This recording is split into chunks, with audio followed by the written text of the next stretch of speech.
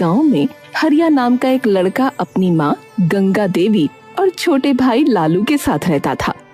उसके पिता को गुजरे 10 साल बीत चुके थे और अब वो अपना गुजर बसर चाय की छोटी सी दुकान चलाकर कर रहा था। माँ, मैं काम पर जा रहा हूँ। कुछ पैसे देता जा ताकि दोपहर का खाना बना सकूं। अरे माँ, पैसे तो नहीं है। अब जब जाकर चाय बेचूंगा तो कुछ पैसे आएंगे। तो हम लोग दोपहर में क्या खाएंगे भैया? अरे मुझसे क्या पूछता है रे? तू भी तो 18 साल का हो गया है। कुछ काम धाम कर तो पैसे लेकर आ घर में, तो घर का चूल्हा जले। अरे चिल्ला क्यों रे भैया? हाँ बेटा, अब वो भी काम करेगा तो गुस्सा ना कर। हाँ, इसे समझाओ ना माँ, वरना बहुत मुश्किल हो जाएगी। सिर्फ बैठे बैठे खाने मात्र से जिंदगी नहीं चलती। ये बोलकर हरिया गुस्से में घर से निकला और अपनी चाय की टपरी पर पहुंचा। हे भगवान, आज अपनी कृपा से मेरी सही कमाई करवा देना, वरना मेरे घर में चूल्हा नहीं जलेगा। हरिया अपनी दुकान सजाकर तभी ढंग से बैठ भी नहीं पाया था कि वहां जमींदार अपने आदमियों के साथ आ पहुंचा।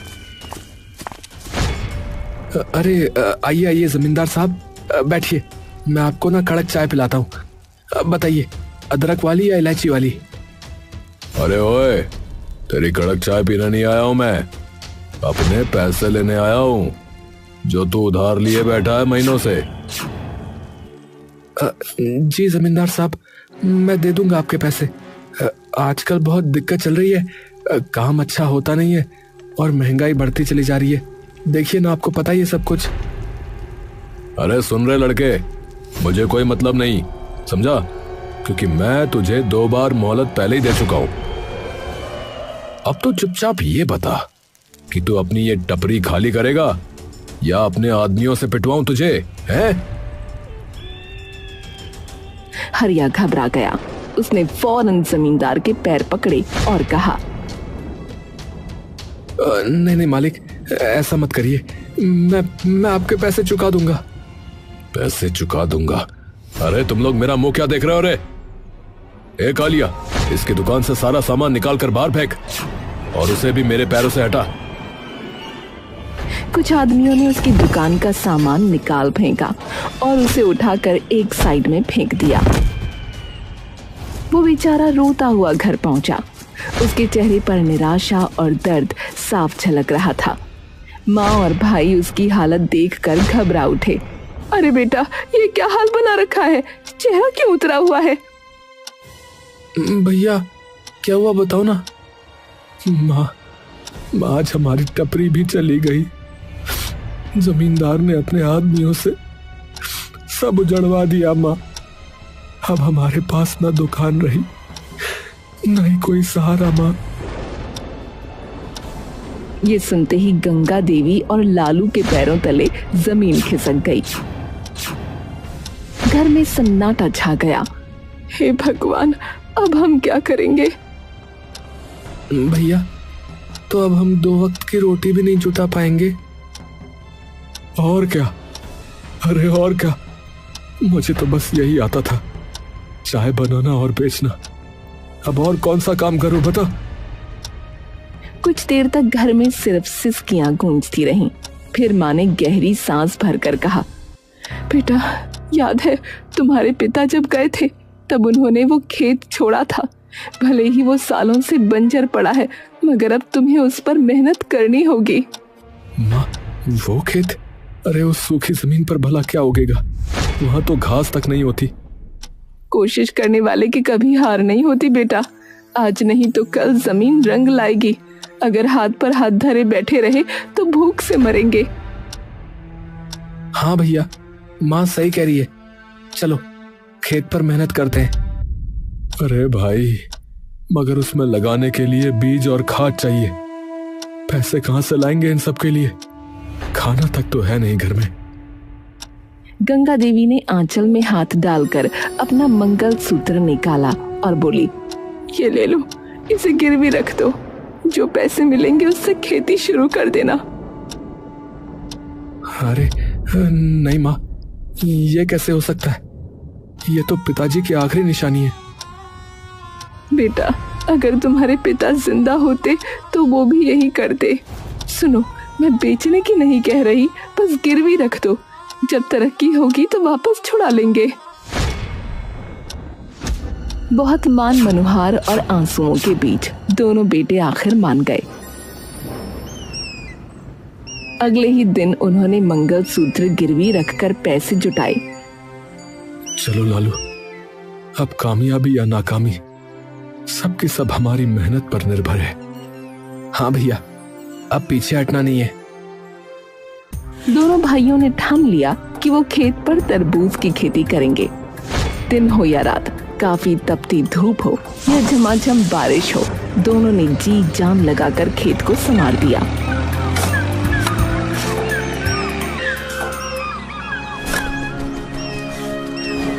हाँ, देख लालू, मिट्टी की खुशबू बदल रही है। लगता है हमारी मेहनत रंग लाएगी रे। हाँ भैया, जमीन भी हमारी लगन को पहचान गई है लगता है। और सचमुच कुछ ही महीनों में खेत बड़े बड़े हरे भरे तरबूज से भर गया। अब समय आ गया जब उन्हें अपनी उपज मंडी ले जानी थी। दोनों भाई बैलगाड़ी में तरबूज भरकर मंडी पहुंचे।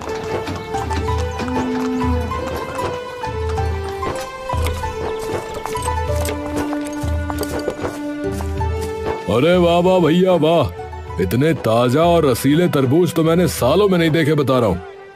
हाँ हाँ भाई, हमें सब चाहिए भाई। तरबूज हाथों हाथ बिक गए। जब हरिया और लालू ने गिनती की तो उनके हाथों में मोटी रकम थी। भैया देखो देखो, आज कितना पैसा हुआ है। अब तो हम माँ का मंगलसूत्र तुरंत छुड़ा कर ले आएंगे। हाँ लालू, अब हमारी मेहनत का फल हमें मिल गया। चलो माँ की आंखों की चमक वापस लौटाते हैं अब। हरिया और लालू हाथ में मेहनत की कमाई थामे चेहरे पर उम्मीद की चमक लिए मंडी से निकले। दिल में बस एक ही बात थी कि आज माँ का मंगलसूत्र छुड़ाना है। पर तभी पीछे से गड़गड़ाहट जैसी आवाज आई। भीड़ चीखती चिल्लाती उनकी तरफ भागी। भैया, ये सब हमारे पीछे क्यों दौड़ रहे हैं? पता नहीं भाई, चलो जल्दी जल्दी आगे बढ़ो। भीड़ ने उन्हें घेर लिया। दुकानदार चंपक सबके आगे आया। अरे ओ हरिया, ठहर जा, हमें उल्लू समझ रखा है क्या है? अरे क्या हुआ भाई, पैसे भी दिए, तरबूज भी दिए, अब और क्या बाकी है? अब क्या बाकी है? बाकी ये है कि तुम्हारे तरबूज बाहर से हरे हरे हैं मगर अंदर से बिल्कुल सफेद, ना मिठास ना ही रस। हमारे ग्राहक थूक थूक कर हमें गालियां दे रहे हैं भैया। क्या ये कैसे हो सकता है? हमने तो मेहनत से खेत संवारा था। ए भैया, सब देख लो तुम अपनी आंखों से। सब लोग कह रहे हैं कि तुम्हारा माल बेकार है भैया। अब एक काम करो, हमारे पैसे वापस करो, वरना यहाँ से जिंदा नहीं जाओगे, बता रहे हैं। भीड़ का गुस्सा आसमान छूने लगा। डंडे उठने लगे, आंखों में खून उतर आया। भाई लोग, हमें एक मौका दो, जरूर कोई गड़बड़ हो गई होगी। हाँ, हमारे पास बस यही पैसा है, इसे ले लो, मगर हमें मारो मत। डरे सहमे दोनों भाइयों ने रकम लौटा दी। दुकानदार तरबूज वापस ठेलों पर पटक गए और गालियां देते हुए चले गए। हरिया और लालू धीरे धीरे घर लौटे। अरे बेटा, ऐसे मुंह लटका कर क्यों आ गए हो? मंगलसूत्र कहाँ है? माँ, सब खत्म हो गया माँ। वो तरबूज अंदर से सफेद निकले। सबने हमें धोखेबाज कहा माँ। पैसे फिर वापस करने पड़े। माँ, हमने महीनों की मेहनत की थी, सब राख हो गया। अब तो जीने की भी इच्छा नहीं बची। देखा माँ, देखा, मैंने पहले ही कहा था, वो खेत बंजर है, उस पर कुछ नहीं उगेगा माँ। नहीं बेटा, अगर जमीन सचमुच बंजर होती तो उस पर तरबूज की बेलें लहलहाती क्यों? कुछ तो चूक हुई है, हार मानने से जिंदगी नहीं चलती। मगर माँ, अब किस में ताकत बची है बताओ? ना पैसा है ना ही हिम्मत है, फिर से कैसे शुरू करेंगे? इस बार तरबूज नहीं, खजूर की खेती करो। समय ज्यादा लगेगा, मगर मुझे यकीन है इस बार किस्मत बदल जाएगी। खजूर? मगर माँ, बात वही है, पैसे कहाँ से आएंगे? इस बार मेरा आंगन ही गिरवी रख दो, ये झोपड़ी ही दे दो। माँ, घर अगर ये भी चला गया तो हम रहेंगे कहाँ माँ? माँ तुम पागल तो नहीं हो गई हो? क्या बोले जा रही हो? पागल नहीं हूँ, बस समझती हूँ कि जिंदा रहने के लिए छत से पहले पेट जरूरी है। अगर भगवान ने चाहा तो ये घर भी लौट आएगा। दोनों भाई माँ की बात सुनकर पत्थर हो गए, मगर हालात ऐसे थे कि इनकार की गुंजाइश ही नहीं थी। अगले दिन वो जमींदार के पास पहुंचे। मालिक साहब, हमारी झोपड़ी गिरवी रख लो, पर कुछ पैसे दे दो।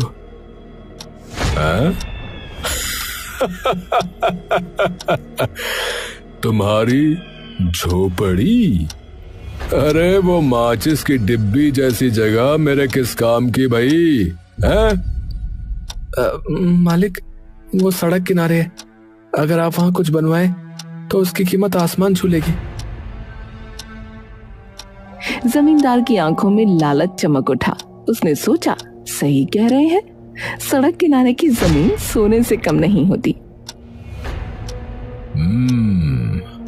ठीक है, झोपड़ी मेरे पास रखो और लो, ले जाओ पैसे।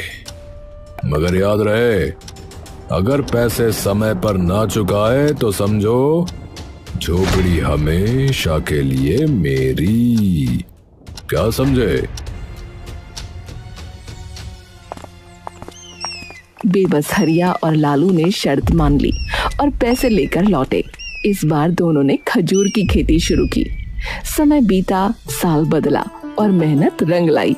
खेत में खजूर के पेड़ लहलहा उठे, उनकी डालियां फलों से झुक गईं। देखो लालू, बगीचा कितना प्यारा लग रहा है, देखो। हाँ भैया, अब मंडी में सबको मुंह तोड़ जवाब देंगे। दोनों भाइयों ने खजूर के टोकरे तैयार किए और मंडी पहुंच गए। अरे लो जी लो भैया, ताजे खजूर, जरा देखो तो, इस बार हमारी मेहनत का फल चखो। अरे हाँ, बहुत देख लिया तुम्हारा माल है।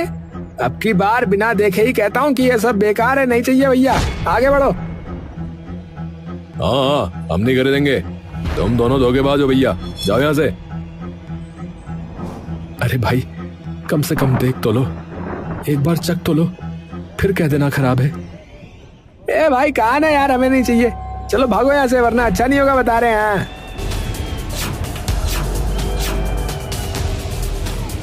भीड़ फिर से शोर मचाने लगी।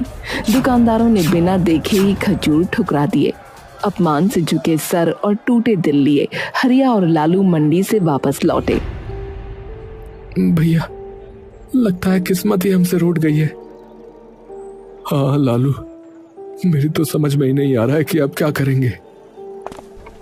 हरिया और लालू मंडी से अपमानित होकर लौटे। चेहरों पर निराशा की कालिख थी। घर पहुंचकर उन्होंने माँ को सारी आपबीती सुनाई। क्या, बिना देखे ही लौटा दिया? अरे भगवान, ये कैसा अन्याय है मेरे बच्चों पर। हाँ माँ, अब तो लगता है कि इस धरती पर हमारे लिए जगह ही नहीं बची। तीनों कुछ देर तक खामोश बैठे रहे। सन्नाटा इतना गहरा कि मानो वक्त भी ठहर गया हो। अचानक गंगा देवी के चेहरे पर चमक आ गई। रुक जाओ, इतनी जल्दी हार मानना पाप है। पहले ये तो देखो कि ये खजूर वाकई बेकार है या नहीं। माँ, क्या फायदा जब मंडी वाले ही नहीं मानते तो। चुप, बिना चखे फैसला मत करो। ले आओ ये खजूर। तीनों ने खजूर तोड़े और खाने लगे। अरे अरे वाह, ये तो गजब के मीठे। सच कहूं तो मैंने इतनी स्वादिष्ट चीज अपनी जिंदगी में नहीं चखी। देखा, ये कोई साधारण खजूर नहीं, ये तो वरदान है। मगर कमी है हमारी सोच में। मंडी वालों की दया पर जीने की बजाय हमें खुद रास्ता बनाना होगा।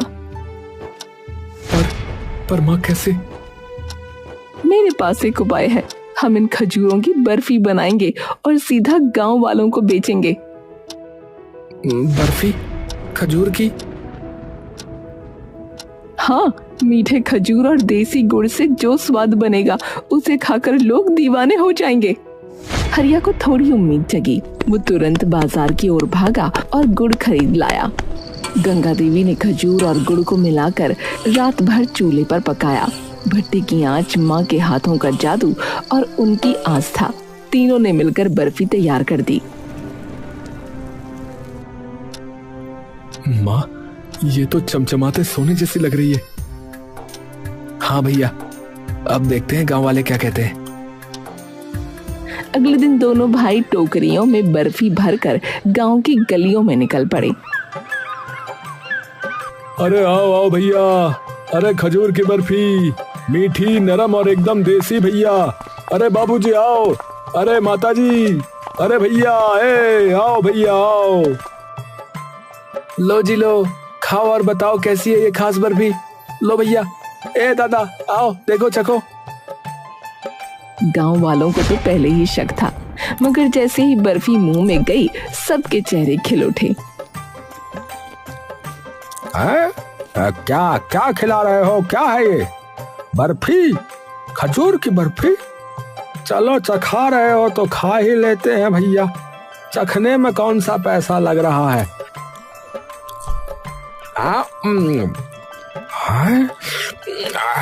अरे भैया, ये तो गजब है भैया। अरे भैया गजब हो गया, ये गजब है। अरे भाई, और मिठाई तो छोड़ो, ये तो बिल्कुल दवा की तरह ताकत दे रही है। मेरे तो हाथ पैर में दर्द था, लेकिन अब मुझे काफी अच्छा महसूस हो रहा है भैया ये खाकर। एक काम करो भैया, मेरे लिए आधा किलो तोल दो। हाँ, और मेरे लिए 1 किलो भाई। भैया मुझे भी 1 किलो कर देना। मुझे तो बच्चों के लिए भी चाहिए। कुछ ही दिनों में खजूर की बर्फी पूरे गांव की सबसे ज्यादा बिकने वाली मिठाई बन गई। सभी तरफ उन्हीं की चर्चा थी। पैसे बरसने लगे।